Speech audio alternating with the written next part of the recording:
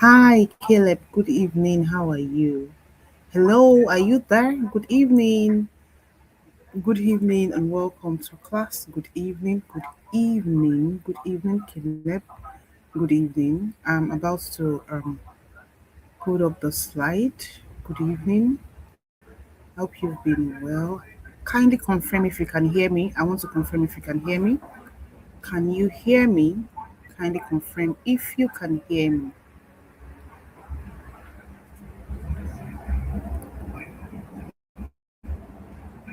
So my slide will still be on. Just few seconds now it will come on, and kindly confirm if you can hear me.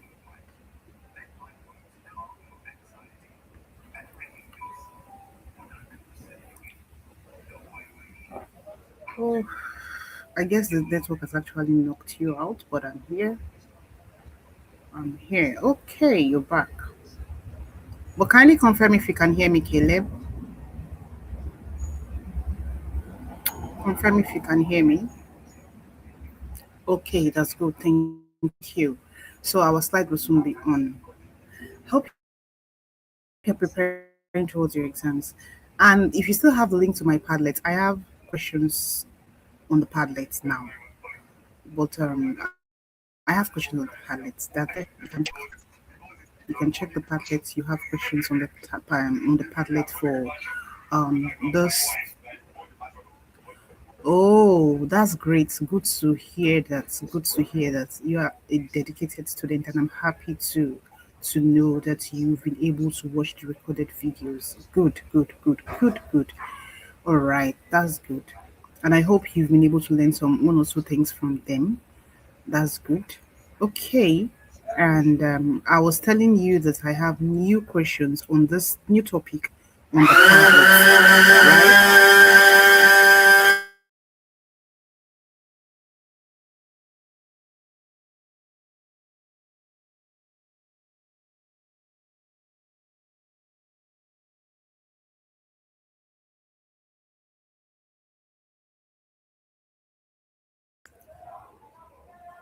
I'm so sorry about that. I'm so sorry about that. I was surprised too when it came on. All right, let us continue. So today we'll be looking at these topics. I have three topics listed here, but we'll be taking just two of them. So we'll be looking at the patterns of colonial rule in Africa, and then we'll be looking at politics of decolonization in Africa. Then we have the appetites in South Africa. I don't want to take these three topics at a stretch. Number one, they are bulky. Number two, I don't want us to rush them.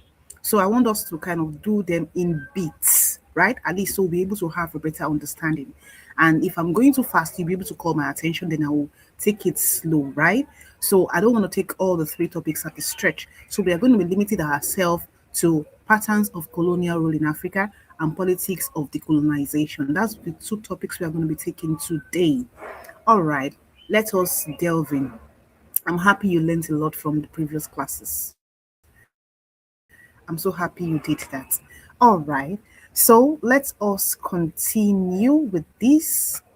In our last class, I want to remember the topic we took in the last class. It was about, it was about imperialism, colonialism, and the occupation of the European in Africa. So that was the last topic. I don't know if you've watched that too. So that's the topic that leads us to this patterns of colonial rule in Africa and politics of decolonization. So if you follow the topics, you realize that it is like the first few topics we had at the beginning of the class of the session was we're talking about Nigeria. So when we're done with Nigeria, oh yeah, leadership in Egypt. Yes. That was what we did on Thursday. But I have another class on Monday. So that was imperialism, colonialism, and occupation of European in Africa, of Europe, yeah, of the European in Africa. So that's the topic I did on Monday. That's this week. So I don't know if you've been able to watch that. Yes. This was last week when we talked about Ismail Pasha or Mr. Ismail Khedive. Yeah, that's it. Yeah. Okay, let us continue with this one. So, under patterns of colonial rule in Africa, we'll be looking at the pattern of the British, the French, the Portuguese, and the Belgians. That's what we'll be looking at today. Now, let us delve in. On this topic, that is patterns of colonial rule, what do we want to learn? We want to examine and compare the patterns of colonial rule by various European powers. So, the European powers in Africa, we listed them the other day. Okay, that was, I don't know if you've watched that video. That's the last class. That's the class I had this week. So we listed them. We have Portugal, we have Belgium, we have British, we have France, we have Germany, that we have Italy and Spain. So that's the European powers that were present for the scramble of Africa. So if you've been able to watch that video, we talked about the scramble for Africa, the partitioning, the colonial occupation, like the European occupation, and also the African resistance, right? So, oh yeah, that's exactly what I was talking about. The Berlin Conference between 1884. It is 1884 to 1885, not 1886. Take note, right? It was conveyed by von Ottoman Bismarck. So be careful. It is 1884 to 1885. That is the period precisely, right? So now let us look at this. Now let us take a look at the patterns of colonial rule in Africa. The patterns of colonial rule in Africa. When we say patterns of colonial rule in Africa, what are we referring to? We are referring to um, the different ways, the various ways the European power operates in different parts of Africa. You know, we have different powers, they are from different countries. So they did not do the administration, they did not go about the administration the same way. So the administrative system was shaped by their political ideology, by their economic interest, and the experience, what they exposed to at home, by their experience. These differences explain various African resistance, development, and nationalism. Now, let me go over it again. When we say patterns of colonial rule in Africa was not uniform. They all did not use the same pattern of colonization. So each European power applied distinct, they mean different administrative system. They're shaped by different political ideology, economic interest, and experience or the exposure they have at home. This explain why we have various African resistance and various developments in parts of Africa because of the pattern of colonial rule each European power used. Now, let us take the first one we're going to be looking at is the British system. The British system. The British system is known as the indirect rule. That is their own pattern of colonization. Indirect rule. Indirect rule is not new to us, right? We've studied indirect rule when we're talking about Nigeria and how Nigeria gained their independence and how colonialism happened in Africa, in Nigeria. When we're talking about how the European occupied Nigeria and or how they conquer a lot of societies in Nigeria. So we've talked about indirect rule. So let us go over it again. Indirect rule is a system where the British govern through existing traditional authorities rather than replacing them. In, to say it simply rather, in a simpler form, indirect rule is just as if the colonial master decides to maintain the leadership system that we have on ground. So instead of them to toss it to the bin or like take it out, decide to replace them with British residents or British rulers, what did they do? They maintain African rulers. They leave them at the forefront. They leave them to govern the people. So that way, it's always looking as if it's still the leaders that are in charge.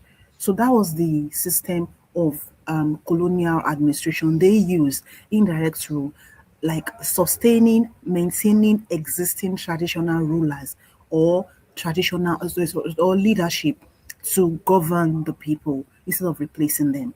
And the key architect of that system is Frederick Lugard, that is Lord Lugard or Lord Frederick Lugard. So he's the person who is also in charge of the amalgamation of the Southern Protectorate and the Northern Protectorate in 1914. So that is it on the system or the pattern of colonial rule for British. So let us learn more about this indirect rule. What are the core features of indirect rule? The indirect rule use chiefs like emirs, obas as intermediaries between them and the people. So they did not direct or so they did not govern the people directly. So they use the chiefs, the existing traditional rulers or the existing leadership to rule the or govern the people. And again, they use the British residents. These British residents are the one in charge of supervision. They supervise the chiefs, the emirs, the obas, and the intermediates and obas. And the thing is that the leaders, most of them are just there. It's not as if they have power to make any decision. So they are highly supervised by this British residents. So they are just used as leaders. It's not as if they have any form of major decision to make in everything. So whatever is that they say, they report back to the British residents, or whatever is that they want to do, they are always reporting back to the British residents. So they use native courts and tax system. So that was retained, but it is highly overruled by the British supervisors. Now, they have dual authority. So we have the colonial authority and the traditional authority, but most of the time, the colonial authority supersedes the traditional authority. So let us take examine how or why it worked well or where it worked well in in the indirect. So why where and where did it work well? It worked well in the northern Nigeria because they have a strong emirate system. Because of their own kind of leadership, which is the emirate system. So they have a unified form of leadership. So that helps the indirect route to work very well in the northern Nigeria. Also, it's worked very well in Uganda. Let us take a look at the places that it failed. It failed in the Igbo societies. Why did it fail in Igbo society? Because they are in fragments. Remember, when we're talking about Igbo society, we said that they don't have a unified governance. They don't have a unified leadership. So their leadership are they have fragmented societies that are ruled like a republican state or republican society where everybody have a say in the decision making. That's where you have their secret society, the age grade, they have the age grade, they have like different set of people in the society that are involved in decision making. So that is why it is very difficult for the indirect rule to work in the Igbo societies.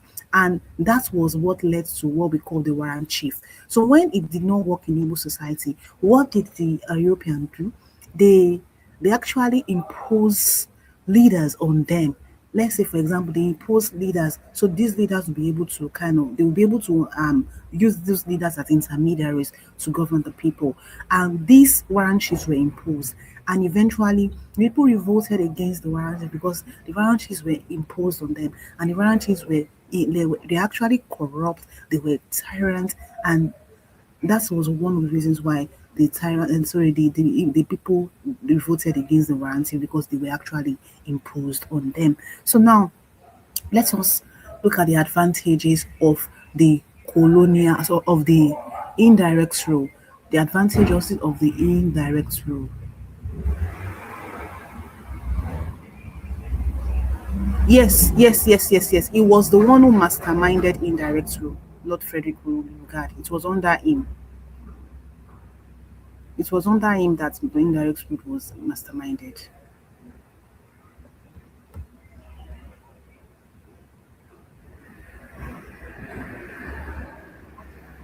We can read further on that if that's confusing, though. So, advantages of the indirect route. One, cheap administration. So, the reason why the British adopted the indirect route is simply because it will be very difficult or maybe very costly for them to bring in British residents so to come and oversee um, the to go and oversee the administration in all parts of Africa that they are colonizing, that they occupied. So that way they feel that if we actually rule them against, if we're able to use their leaders to govern them, that is going to make us have less hands, less manpower from British, or yeah, from Britain down to Africa. So it helps them to cut costs. Secondly, it reduced direct conflicts by having the leaders as the African leaders as intermediaries, or having the African leaders in the forefront. It reduced resistance. People will believe that, oh, after all, we are still in charge. They don't really know that most of the leaders don't really have the same decision making, but they are rest assured that at least we are our people, like maybe our leaders are still in charge, right? So now it also preserved African institution partially. So it helps to keep the African institution intact, the African leadership system. It helps to keep it intact. Disadvantages of the indirect rule include empowered corrupt traditional elites. It empowered corrupt traditional elites. So elites rather. So this led to people believe that they are leaders, and it led to corruption. So a lot of them actually misuse that position. Secondly, it's led to distortion of indigenous system. I'll explain that for the native courts. So the native courts is a place whereby if anybody does anything wrong, they take the person to the native court to judge the person's case. But the native court is highly supervised by the British residents. Whatever is it that the British resident says is what is going to stand. That way, if, for example, somebody has done something and indigenously, maybe the person is supposed to do one or two things. If the traditional leader decides to kind of make judgments on that case, and if it doesn't sit down well with the residents, it is going to be overruled, even if the traditional leader is trying to judge that case traditionally, it's going to be overruled. So it distorted a lot of the indigenous systems. Now, it's limited political development because African leaders don't have say in decision making. It makes them limited. It incapacitated them. So it limited political development. So that is the disadvantages of those are the disadvantages of the indirect rule in Africa. So now let us take a look at the French system. The French system. The French system, we have the assimilation and association. So because of the policy of assimilation and the policy of association, these are the two um, policy that was adopted, the two patterns that was adopted by the that was adopted by the these are the two patterns that was policies that was adopted by the French people. Now let's just take a look at it. The French assimilation policy was a colonial policy by France aimed at transforming Africans into French citizens by making them adopt French culture, French language, French laws, and French way of life. I'll take it again. As art students, you should understand this, right? So, policy of assimilation is that policy whereby the French people impose their culture. It decided that Africans should speak their language, they should live by their laws, and they should like act like them, behave like them, like adopt their religion, adopt their culture, dress like them, and every other thing. So in this system, Africans were expected to do what? Abandon their own traditional customs and identities and embrace the French. They had to speak French, receive French education, and live according to the French legal and social standards. Only those who fully met this condition could enjoy limited rights as French citizens. You can imagine people who have been living in a certain culture, speak a certain language, living in a certain way. You just come around and say that they should stop living like that and adopt your own and are superimposing it on them. So the policy of assimilation is a imposition policy. Like they are imposing the French way of life, the French language, the French system, they imposed it on the people, imposed on Africans. So let us find out what happened in this type of during this type of policy. The policy of assimilation, their goal is to do what? Turn Africans into black Frenchmen. The features of the policy of assimilation include direct rule by French officials. French language, law, education were imposed. African could only gain citizen, which they are very, very limited in number, through if they are able to meet up to these standards. So we have four communities that were able to scale through in the old community, in the old places that they govern, that they colonize rather. We have just four communities that were able to get to this. They call it the four communes of Senegal. The four communes of Senegal. We have Dakar, Saint Louis, Gori, and Rufisque.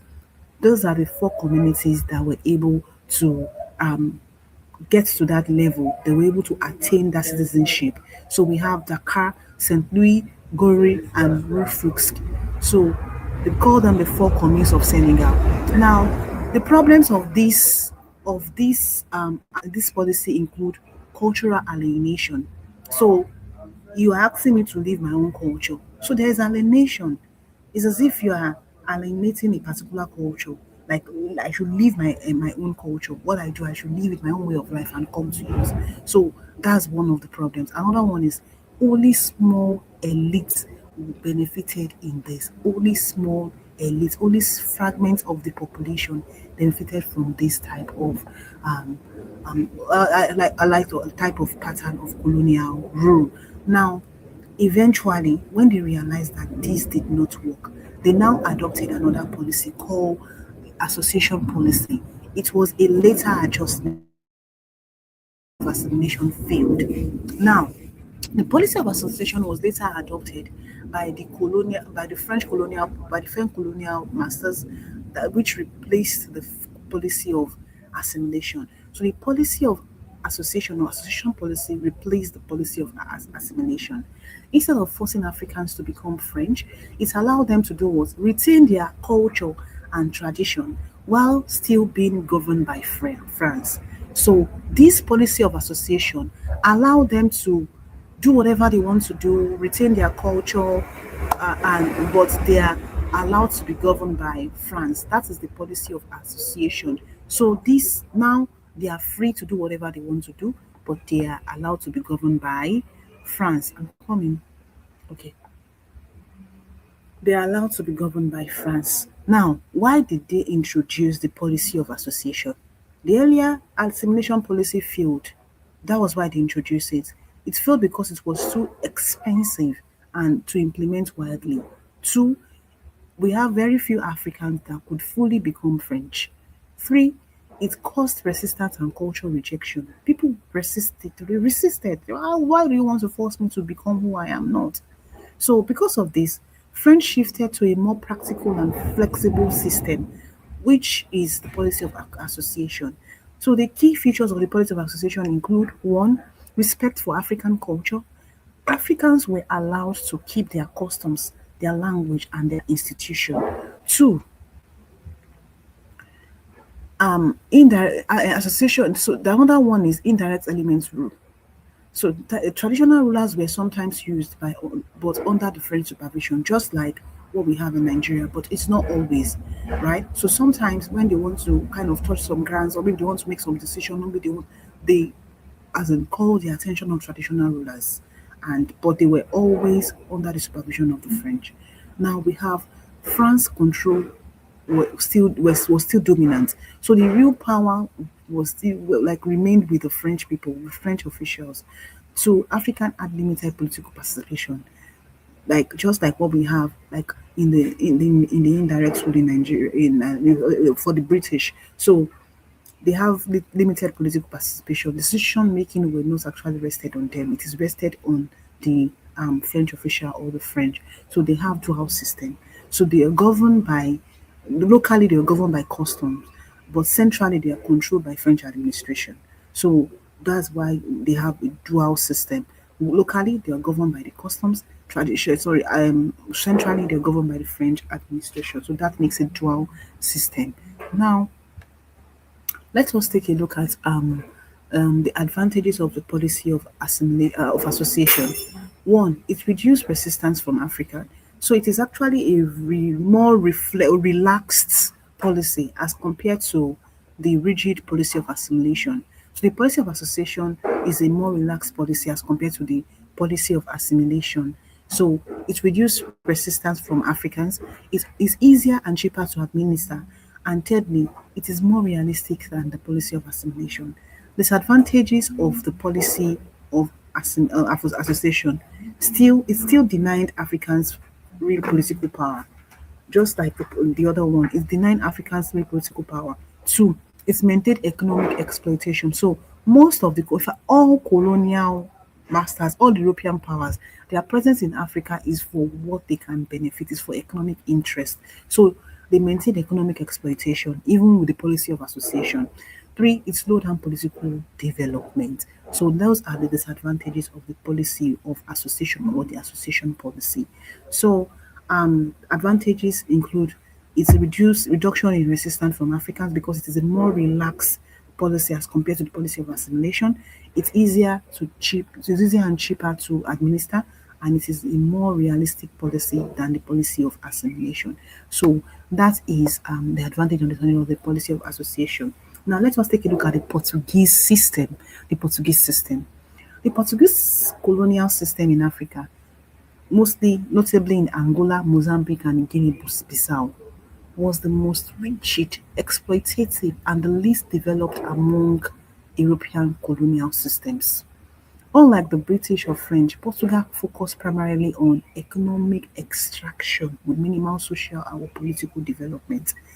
They were out there to maximize extraction and minimal investment, no social investment, no educational investment, no political, no infrastructural development.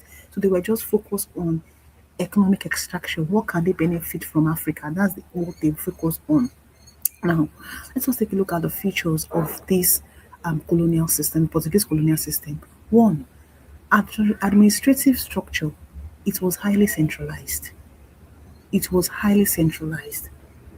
One, governance was directly controlled from Lisbon, that is the capital of Portugal.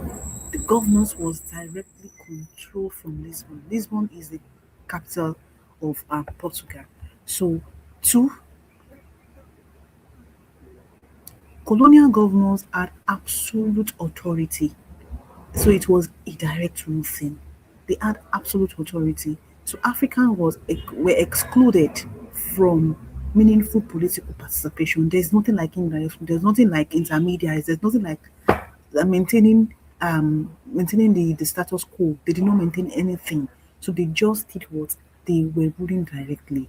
So there was no real effort to train Africans for self-governance, which later caused instability after these countries had got their independence. So there was no real effort to train Africans for self-governance. That later caused a lot of instability after independence in these countries. Now, let us take a look at another feature of this Portuguese system of colonial rule. The assimilation policy, we call it assimilado system. So they also have the assimilation policy. So Portugal claimed to practice assimilation, but in reality it was extremely restrictive. It was extremely restrictive. And who did they call the assimilados? They believe that the assimilados are Africans who were able to speak Portuguese fluently, they adopted European lifestyle, and they converted to Christianity. They abandoned traditional custom. Remember, for French, they have their own policy of assimilation. For Portuguese too, they have their own policy of administration. But theirs was extremely strict. So now they believe that they call these Africans assimilados, and they say that Africans who were able to speak Portuguese fluently adopted the European lifestyle, converted to Christianity, and abandoned their traditional custom are those people that they call the assimilados. And what happened eventually, just like the French colonial assimilation policy, only a tiny minority qualified. The reality is the fact that most Africans were classified as indigenous, that is native with no rights. So those Africans that were unable to kind of adopt, meet the standards that they put in place for the assimilados, They are referred to as indigenous, the natives. They believe that they don't have any right. They were oppressed. So assimilation was more of a theoretical policy than a practical one. There is nothing practical about it. They just want you to adopt their lifestyle, adopt their speaking their language, adopt their religion and their customs too. So now another feature of this colonial rule is forced labor. Forced labor system. We call it Chibalo, the forced labor system. It is likened to slavery. So this was the core of the Portuguese exploitation. What did this forced labor feature? Africans were forced to work on plantations just as if they were slaves. They were forced to work on plantations, mines, and public projects.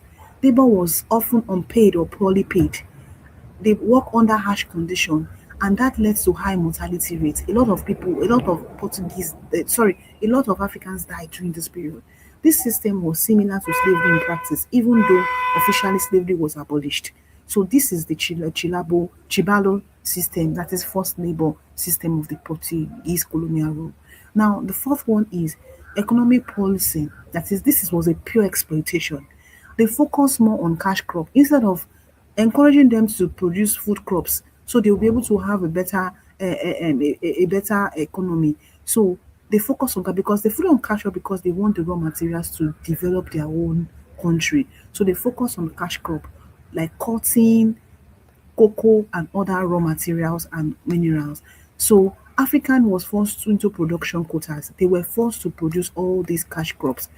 They did little investment in education, in healthcare, or in infrastructural development. The goal of the Portuguese is to maximize extraction and minimize investment.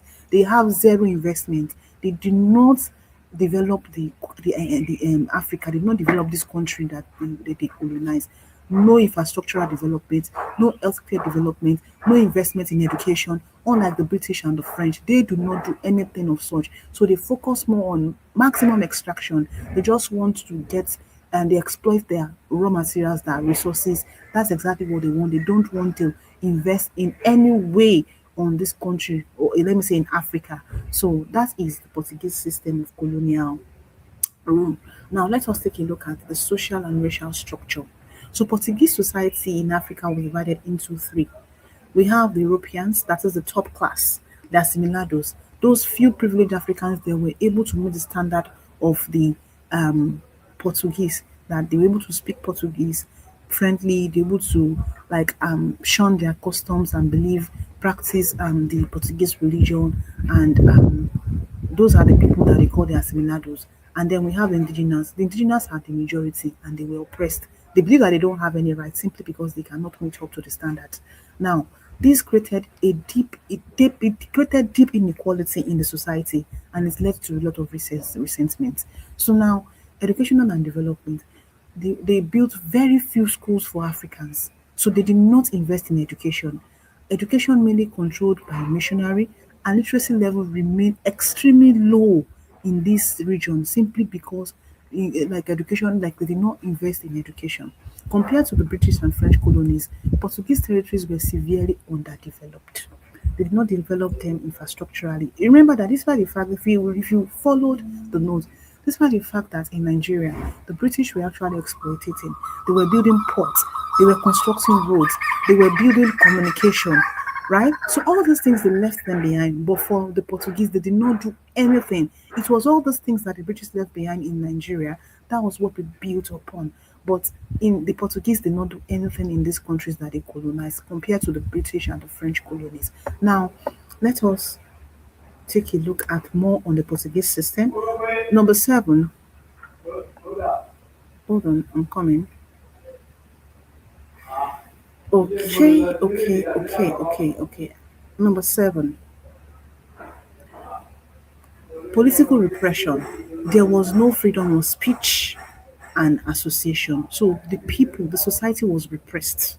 So there was no freedom of speech or association. Nationalist movements were violently suppressed. So they don't want anybody to kind of stand against them or stand up for themselves or speak up for themselves. So they repressed them.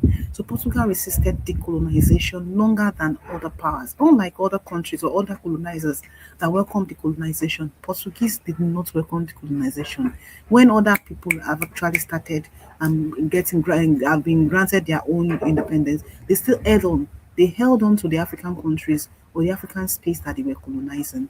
So there was resistance and independence struggle that led to a lot of independence struggle in the from the countries that they were colonizing. So or people they were colonizing. So because there was harsh rule, had to adopt violent resistance. So example of this country that adopted violent resistance is Angola, Mozambique. So independence only came after prolonged armed struggle between the 1960s and the 1970s.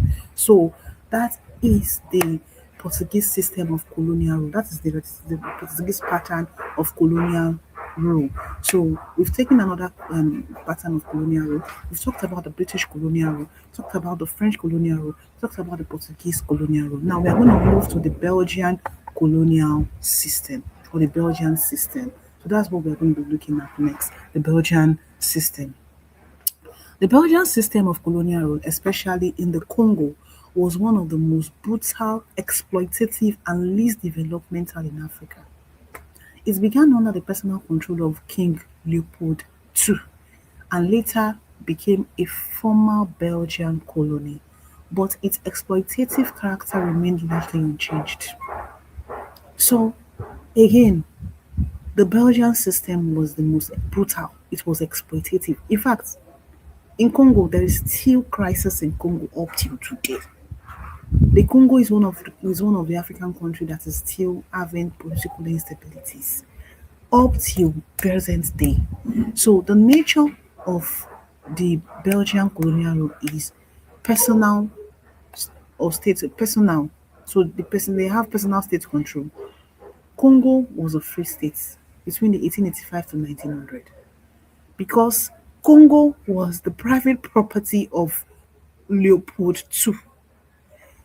It were not governed for Belgium, but it was for King's personal profit, right? It was for the King's personal profit. Now, Belgian Congo between 1808 or 1960 to 1960, it was taken over by the Belgian government after international criticism. Now, let me explain that part. It was the Congo was the personal property. Congo was the personal property of King Leopold II, right?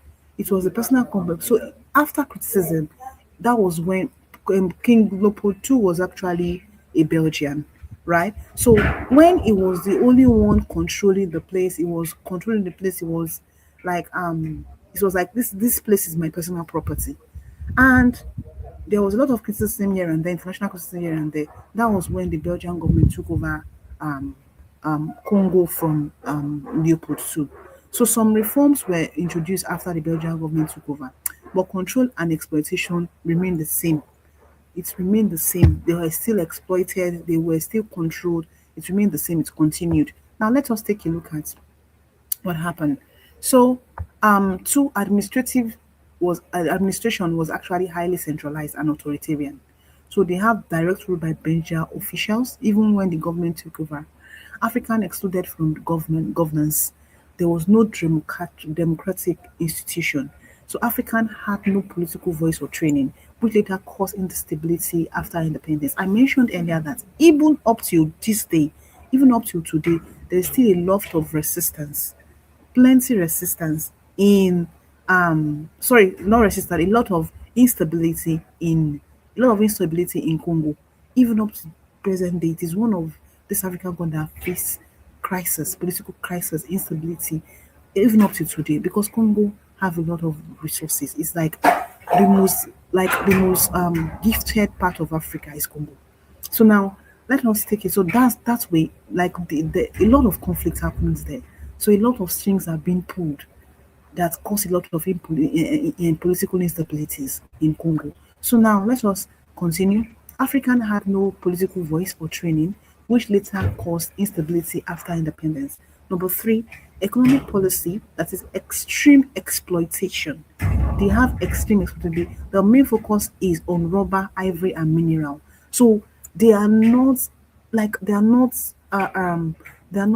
there for development. They are just focused on what they can get. They are exploiting them. They exploit. They are exploring. They are just doing exploitation of raw materials, of whatever benefits they want to get from them. So they have rubber, they have ivory, they have minerals. So those are the things they are actually taking for themselves because of economic benefits. So methods they use for this extreme exploitation include: one, the forced production quotas. They force they had forced labor too, just like the Portuguese. So they forced production quotas on the Africans. So villages were compelled to meet targets, and failure to meet these quotas led to severe punishment. This is slavery, right? After slavery has been abolished, these Africans actually face more slavery. So, four, forced labor and brutality. So, the key features of the forced labor include: forced labor system similar to slavery. They use special force. They call it force publique, and it led to a lot of atrocities: beatings, mutilation, cutting of hands. These are the things Africans face in the hands of these Belgians. Now, they actually kill people and destroy village due to the fact that somebody that resisted, it led to death, led to destruction of their villages. Now, millions of Congolese died due to exploitation and violence. During this period, millions of Congolese died because of exploitation and violence. Now, let us move on. I hope you don't have any question on that. Let me see. Okay, now let us continue.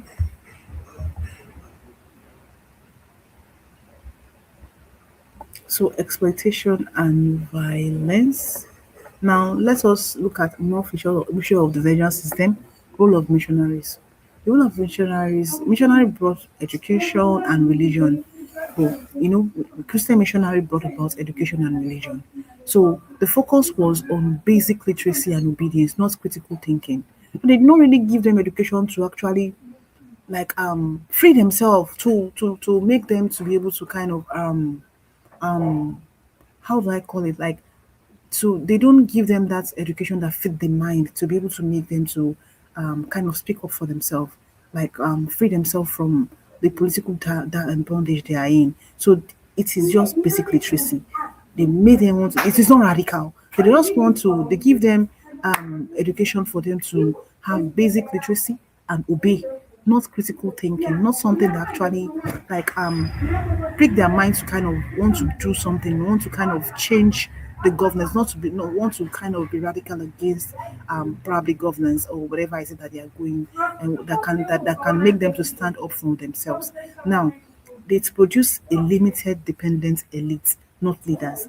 So it did not produce that consciousness. Yes, that's what I want to. So it did not produce the education they had did not produce political consciousness in the people, unlike what we have in the British colonial system. So the British colonial system, the education these people had, that was what produced consciousness. Like that was what produced political consciousness in people because of the exposure they have to Western education. So education and development, very limited access to education, and no universities for African before independence. You can imagine minimal infrastructure, only what aided extraction. So there was no infrastructure. The only infrastructure they had was anything that is going to help them for extraction.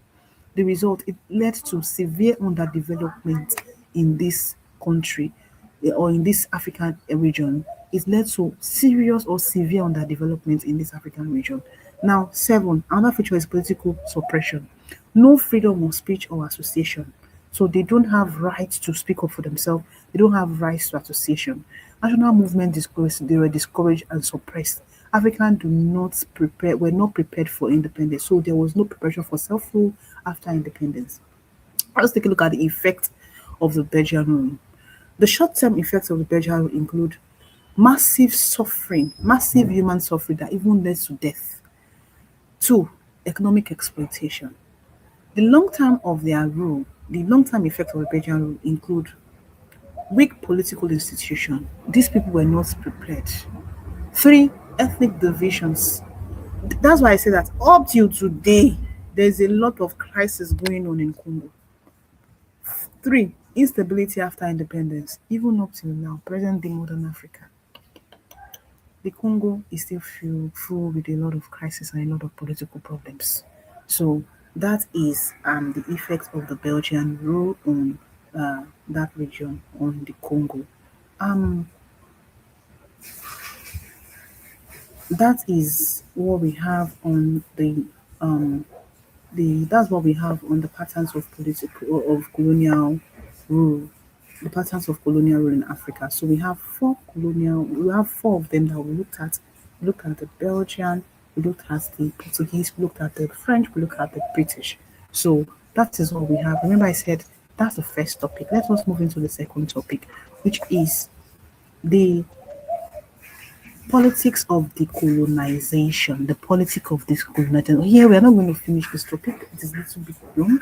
We're just going to be looking at the colonial policies and African discontent. And we're going to be looking at the impacts of the two world wars on politics of decolonization. Those are the two topics we are going to be looking, subtopics that we're going to be looking at. So let us quickly delve into it and then we'll go for our quiz. So this is what we are going to learn. You're going to examine the policies employed by the colonial masters and the magnitude of African discontent. You're also going to assess the impact of the First and Second World Wars on African nationalism. You're also going to determine the strategies used in the attainment of independence. These are what we want to learn in this on this topic today. So now let us take a look at the politics of decolonization. The politics of decolonization refer to the process, strategies, politics, and activities. I'm coming. Okay, I just wanted to check if you don't have questions. So it's referred to as the processes, the strategies, the political activities through which through which African people organize, mobilize, and negotiated the end to colonial rule and achieve independence from European powers. So it means that what did they do? What are the strategies? How were they able to mobilize, organize themselves, and negotiate the end of colonial rule? That okay, you've done enough. Can you actually give us our what belongs to us back? We want to be independent. Then you say we are uncivilized and you've colonized us for some time now. Thank you very much. Can we take the reins of power in our hands too? So that is what we mean by the politics of colonialism. How did they, what are the processes, what are the strategies they use, what are the political artifacts, what are the movements, how were they able to mobilize themselves to be able to achieve this? That is what we mean by politics of decolonization. Now, the politics of decolonization involves one, the rise of nationalist movements and leaders. Two, the formation of political parties and pressure groups. Three, the use of both peaceful, that is negotiation and protest, and violent, that's armed struggle methods. The influence of global event, especially the World War One, the World War Two. So these are the politics of decolonization. In essence, it is the struggle for political self-determination, where Africans sought to replace foreign domination with independent self-government states. So that is what we mean by the politics of decolonization. The struggle for political self-determination, or you say the struggle for independence. That is the politics of colonization. So how were they able to go about it? Right? You know, politics has to do with strategy, processes, activities, organize like negotiation. Sometimes I even need to struggle. So that is what we're looking at, the politics of decolonization in Africa. Now, let us take a look at more on this. Colonial policies were colonial policies were political, economic, and social measures introduced by European powers to control and exploit African territories. So we have a lot of colonial policies, and these policies were mostly they are mostly introduced to exploit African territories. Were mostly introduced to exploit Africans for their own benefits. That was why they introduced them to introduce these policies. These policies were designed primarily to benefit for the benefits of the colonial masters, not Africans. As a result, it generated widespread discontent. There was anger, resistance, and dissatisfaction among the Africans, which later fueled nationalism and struggle for independence. You know, most of what they were doing is simply because of their own interest. So people, Africans were actually at the corner. They were looking at them. They know what they were doing. Remember, we were all like in Africa. Most African society were independent.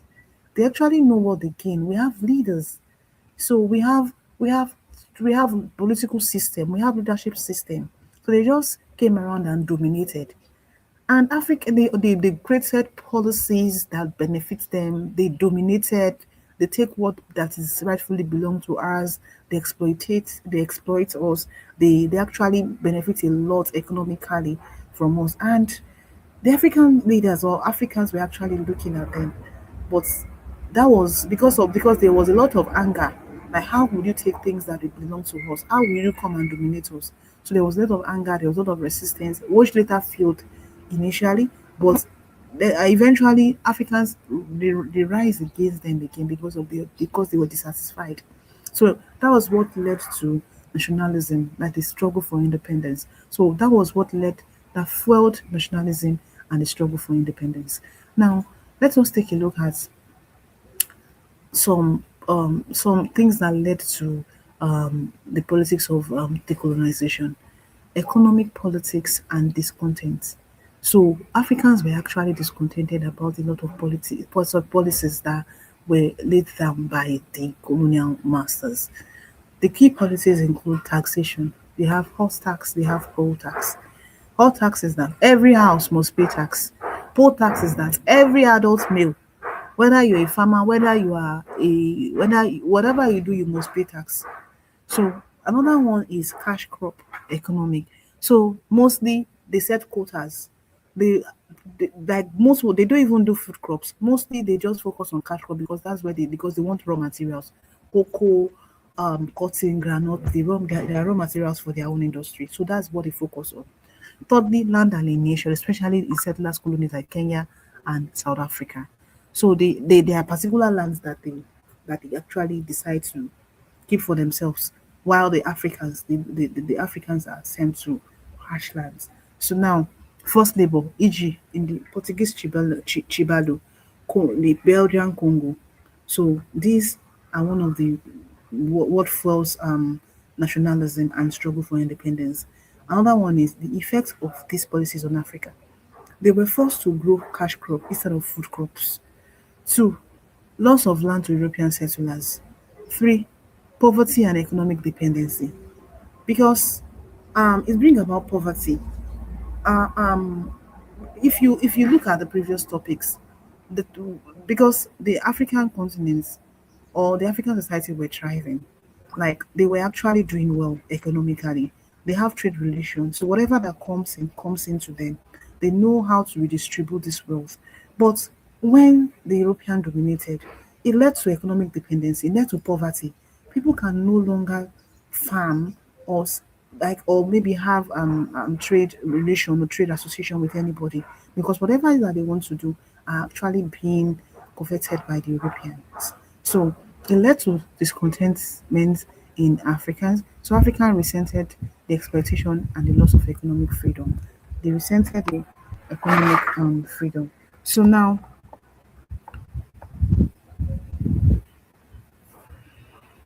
okay, let's continue.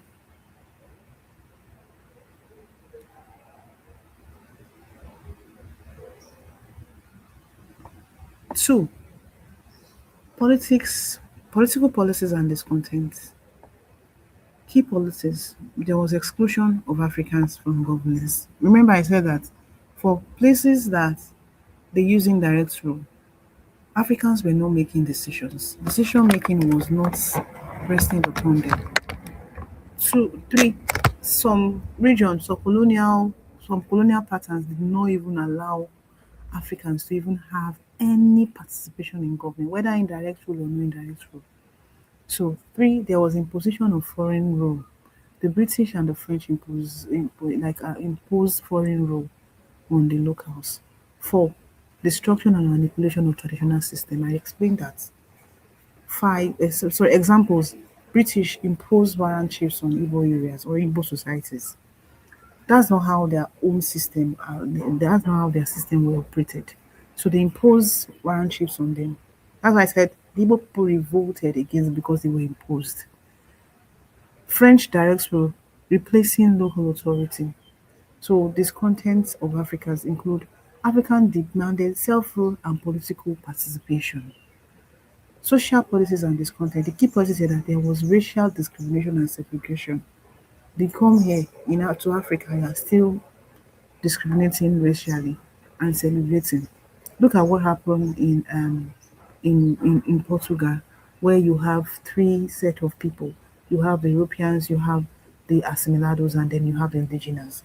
So a lot of racial segregation and discrimination. So unequal access to education and healthcare. The elites are the only ones that are allowed to go to school.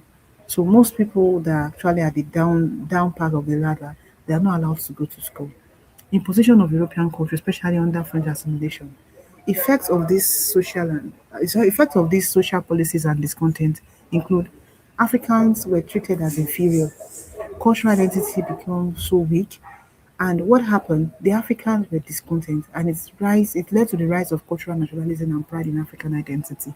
So if a literature student, you know that during this period, when some like in Kenya and Nigeria, so there was this consciousness because they were educated, they were exposed to Western education. You see that a lot of their literatures are actually talking about Africanness, the beauty of Africa, the pride of Africa. So that is actually a this is a force, this is a movement that talks about the fact that we are not weak, we are not inferior. So our culture is our pride, right? You don't the European culture is not superior to us. So this is that's another angle to it. So let us take a look at another one, labor policies and discontent. You have the key policies. There was forced labor system. We've talked about forced labor system when we talk about the forced labor system in Congo and the forced labor system in the areas where the Portuguese actually colonized. That is Mozambique, Angola, and Guinea-Bissau. Forced labor system, low wages or poor working condition, harsh working condition that led to even death. So recruitment for mines and plantation, just as if they were forced to work on mines and plantation as if they are actually slaves. So the effects of this led to harsh living condition that even led to death and led to family destruction. So this led to strikes and protests and revolts from the Africans. Now, religious and cultural policies. There was a widespread of Christianity that most sometimes was even superimposed on the locals. So attack on traditional beliefs and practices. So because a lot of people are embracing Christianity and the traditional beliefs and practices were under attack. Now, effects led to cultural conflict, led to traditional authority, led to loss of traditional authority, and African resisted cultural domination. That was the discontent of Africans. So, another one is impact of this content.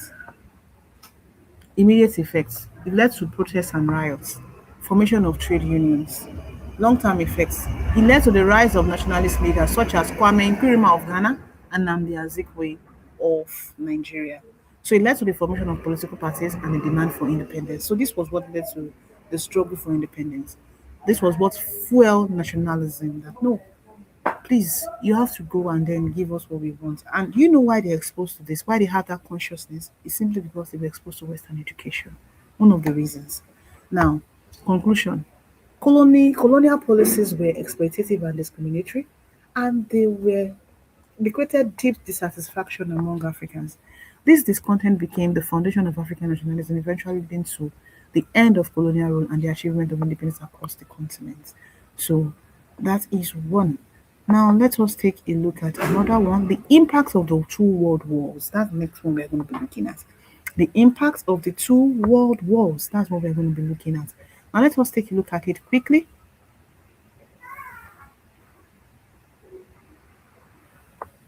So the two world wars, the two global conflicts, that is the World War One and the World War Two, played a decisive role in accelerating the colonization in Africa.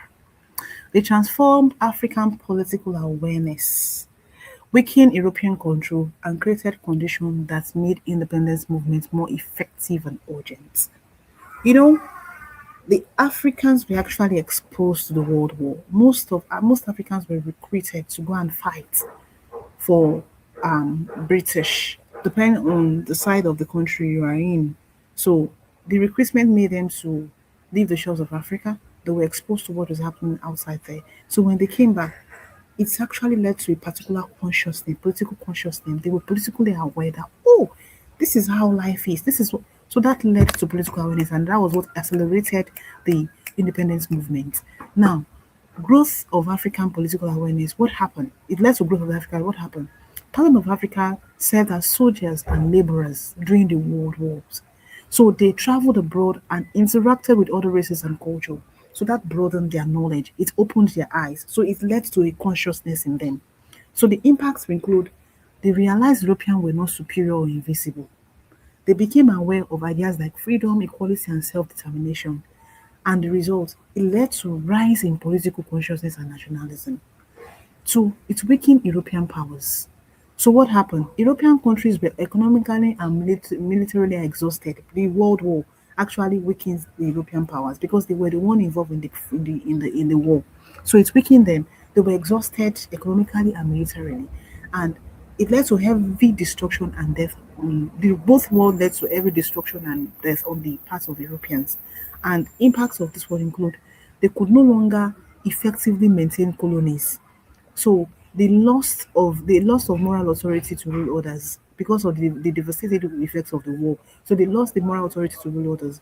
Result, the colonies became harder to control. Now, let us look at more contradiction of colonial ideology. What happened? European fought wars claiming to defend freedom and democracy. And when the Africans want to defend themselves, they actually restricting. So African questioned, why fight for freedom abroad while being denied freedom at home? So why would you are fighting for your own freedom and democracy? Why do you deny us for fighting for our own? So result it increased resentment and demand for independence. Four, rise for national movements. What happened? Ex-servicemen, those people that were recruited into the army, they're recruited as laborers. Ex-servicemen returned home with military training and leadership skills. So educated elites became more political active. Impact from it led to formation of political parties and movements and led to the emergence of leaders such as Kwame Nkrumah and Nnamdi Azikiwe. Results, it led to organized resistance against colonial rules because of their exposure. Now,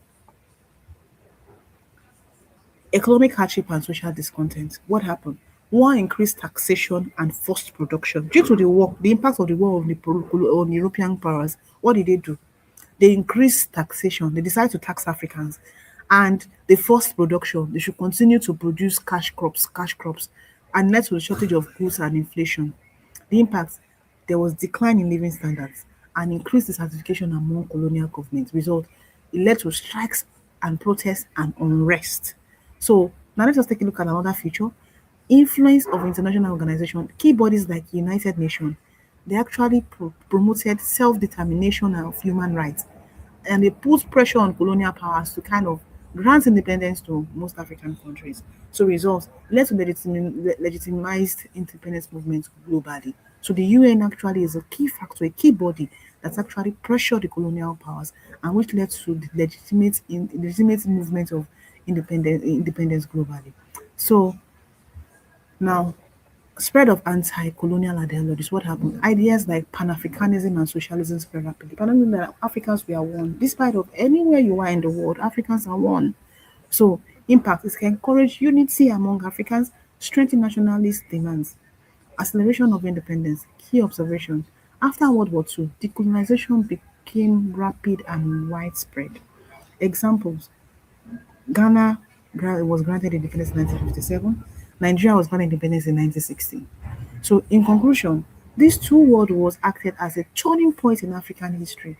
They weakened colonial powers and empowered Africa. It exposed them to the contradiction of colonial rule, making independence just as possible, just not possible but inevitable. So that is what we have on the impacts of the two world wars on the politics of decolonization in Africa. So that is it. Let us quickly run through the quiz. Let us quickly run through the quiz. Are you there, please? Should we go to the quiz now?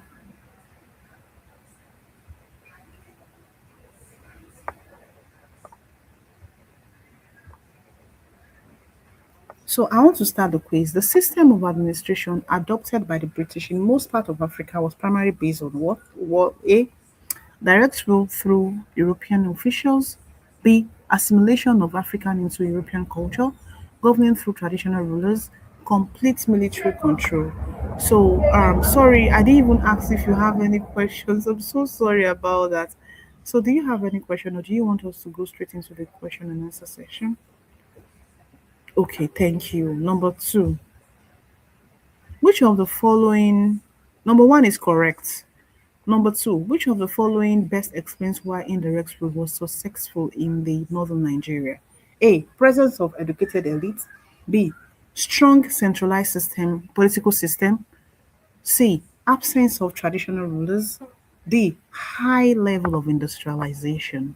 Why was the indirect rule why was it successful in northern Nigeria?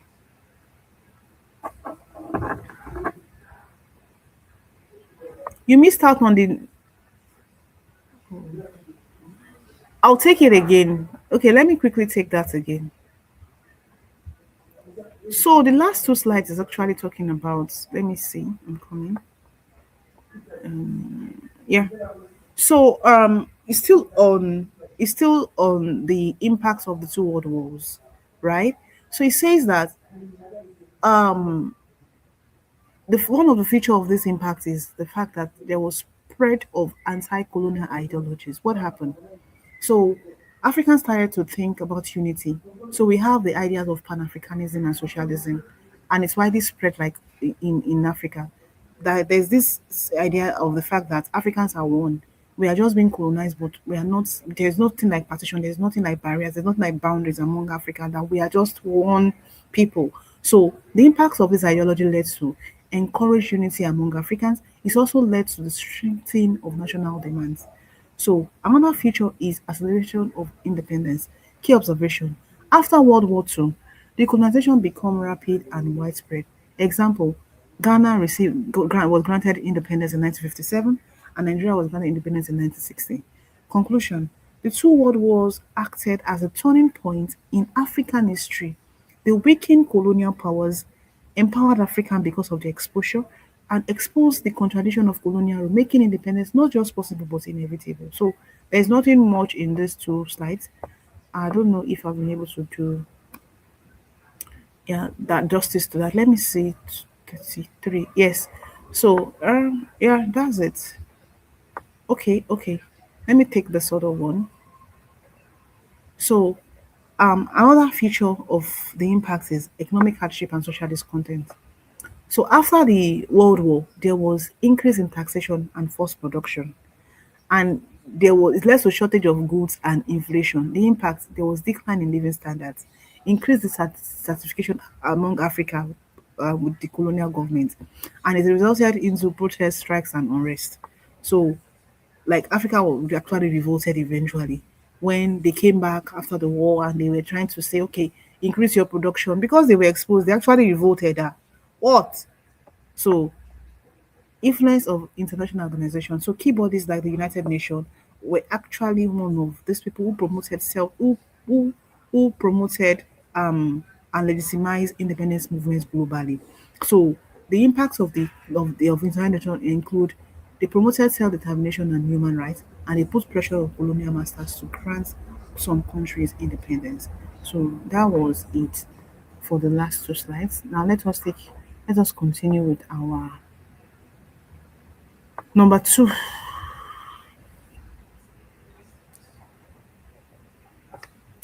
Number two,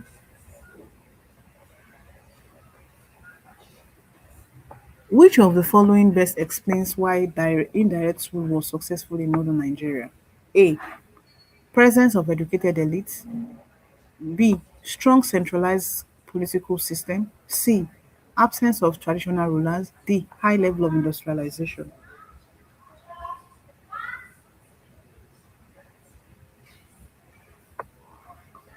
Number two.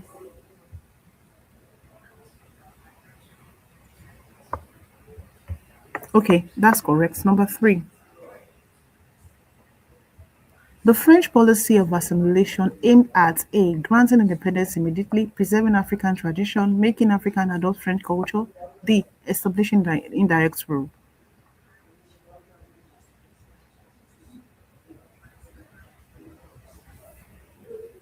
Correct. Number 4. Which of the following was a major limitation of French assimilation policy? It was too flexible, it allowed too many Africans to gain citizenship, it benefited only few Africans, it encouraged traditional institution. Number 4.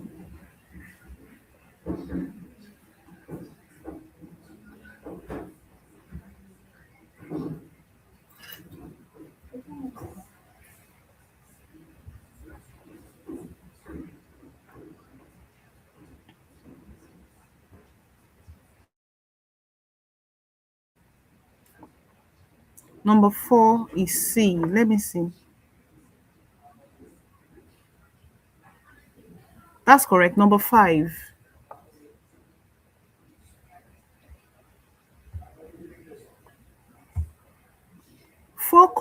The four communes associated with French assimilation policy were located in the four communes associated with the French assimilation policies were located in A. Mali, B. Senegal, C. Ivory Coast, D. Guinea.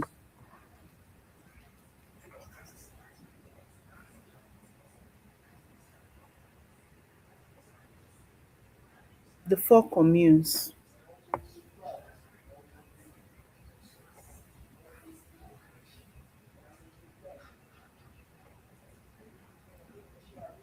Yeah, that's correct. Number 6. The French later introduced the policy of association mainly because assimilation was too successful, was too expensive and impractical, encouraged African independence, promoted the local governance. Oh, sorry. The French later introduced policy of association because assimilation was too successful, was too expensive and impractical, encouraged African independence, promoted local governance.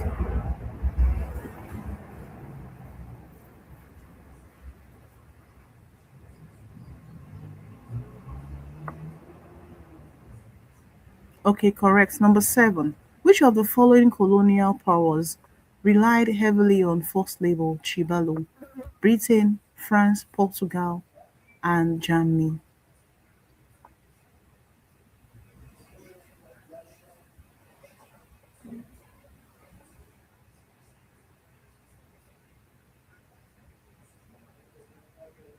Number 7. Correct. Number 8. A distinguishing feature of Portuguese colonial rule in Africa was A. Extensive educational development, democratic participation, economic exploitation with little development. D. Respect for African political system.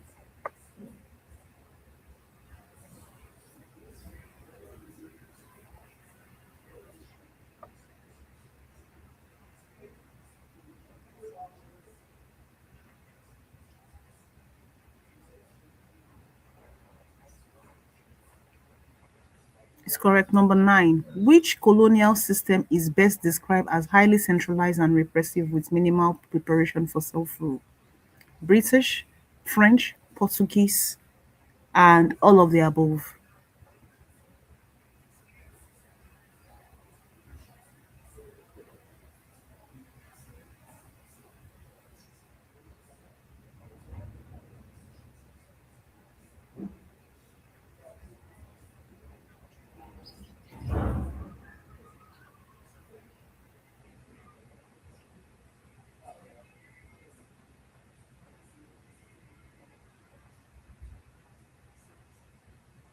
It is Portuguese. It is Portuguese. They did not prepare the locals. They did not prepare Africans for self-rule. So they didn't prepare them for self-rule. Number 10. The main objective of colonial rule by the Portuguese in Africa was to develop democratic institutions, spread industrialization, exploit economic resources, promote African unity.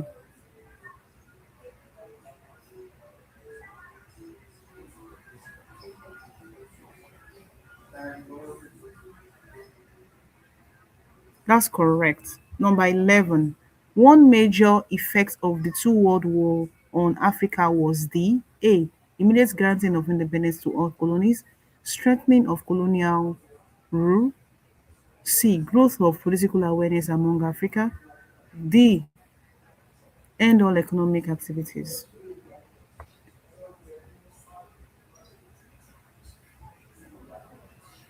Number 11.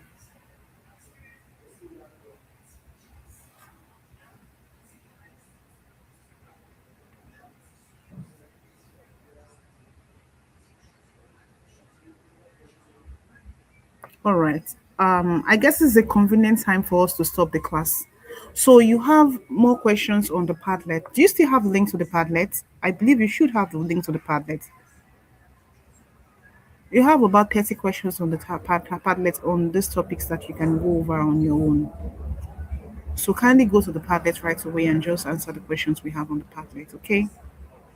So thank you very much for coming to class. Please make sure you continue to read, continue to watch the ones you know you've not watched. You can watch them, but if you know you want to continue, you want to do revision again, but we are still going to do a lot of the revision before the exam comes. So thank you very much. I do have a lovely evening and practice more questions like in all your subjects. So bye bye. Take care of yourself. Yeah, you too.